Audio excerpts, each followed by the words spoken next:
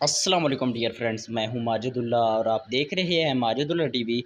आज एक new interested video के साथ आपका भाई आपकी खिदमत में हाज़िर हुआ है। तो वीडियो को आपने मुकम्मल देखना है, कहीं भी स्किप नहीं करना, क्योंकि आज की इस वीडियो में मैं आपको बताने वाला हूं कि आप किस तरह अपने यू फ़ोन की सिम का नंबर चेक कर सकते हैं। आपने न्यू सिम ख़रीदी है या किसी फ्रेंड का या किसी के बंदे का भी आपने नंबर चेक करना है, वो किस तरह कर सकते हैं।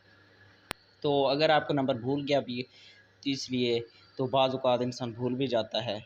तो चलते हैं मोबाइल फ़ोन की स्क्रीन पे और देखते हैं, वीडियो को फुल देखिए। फ्रेंड्स, हम आ चुके हैं एंड्रॉयड मोबाइल फ़ोन की स्क्रीन पे। तो अब मैं आपको बताऊंगा कि आप किस तरह अपनी यू फ़ोन की जो सिम है उसका नंबर चेक कर सकते हैं।